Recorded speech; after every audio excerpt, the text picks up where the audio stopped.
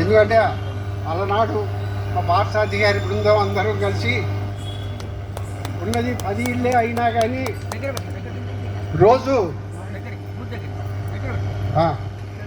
ఇక్కడ ప్రతి శనివారం వాళ్ళ ఇంట్లో భజన జరిగేది.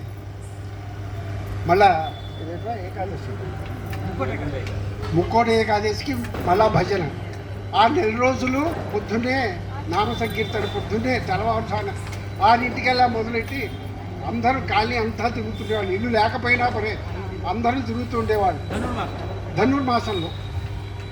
ఆ అనుభూతి ఇవాళ నాకైతే పిల్లలైనా కానీ ఆ యొక్క సాంప్రదాయాన్ని వదలకుండా ఇవాళ దాకా వీళ్ళు కంటిన్యూ చేస్తున్నారంటే నిజంగా వాళ్ళకి భగవంతుడు ఆయురారోగ్యేశ్వర్యాలు ఇవ్వాలని కోరుకుంటున్నాను.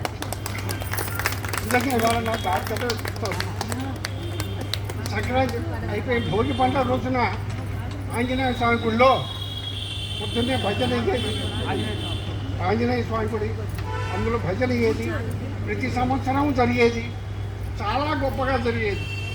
అటువంటిది ఒక 25 ఏళ్ళ నుంచి ఇది ఎప్పుడైతే ప్రభుత్వ ఆధీనంలోకి వెళ్ళిపోయిందో అప్పటి నుంచి ఈ సాంప్రదాయాలు తగ్గిపోయినాయి. ఎక్కడైనా ఇప్పుడు గవర్నమెంట్ వాళ్ళు ఎంటర్ అయ్యారు ఎప్పుడంటే మన సాంప్రదాయాలు పోతుంటాయి కదా, అదే పద్ధతిలో ఇది తగ్గిపోయింది. కానీ ఈ పిల్లలు వాళ్ళందరూ కూడాను ఆ సాంప్రదాయాన్ని ఇంకా కంటిన్యూ చేస్తూ ఇవాళ దాకా ఇలా చేస్తున్నారు. మళ్ళీ వీలైతే మీ అందరి ఇష్టమైతే మళ్ళా భజన మండలి మళ్ళా వాళ్ళ అనుమతితో మళ్ళా ఒకరోజు ఇక్కడ ఈ కార్యక్రమం వీలైతే పెట్టుకుందామని, పూర్తిగా ఓ రోజంతా పెట్టుకుందాం అనేసి వాళ్ళని పిల్లవాళ్ళైనా వాళ్ళని అడుగుతున్నాను. అయ్యా మీరు అనుమతిస్తే ఒకరోజు ధన్యవాదాలు. సో ఈ బృందానికి అన్నిటికీ మన కృష్ణమూర్తి చిన్నవాడైనా అతను దీనికి నాయకత్వం వహించి దీని దగ్గరుండి నడిపిస్తున్నటువంటి అతనికి మన గణపతి తరఫున చిన్న చిరు సత్కారం.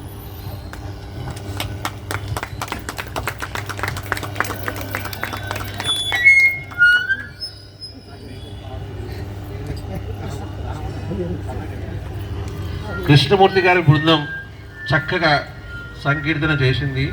మన భరద్వాజ గారు చెప్పినట్టే వీళ్ళు ఇప్పటికీ ముక్కోటి ఏకాదశికి మన ధనుర్మాసంలో నగర సంకీర్తన చేస్తారు. మన కాలనీలో చేస్తున్నారు. నేను చాలాసార్లు చూశాను వాళ్ళని.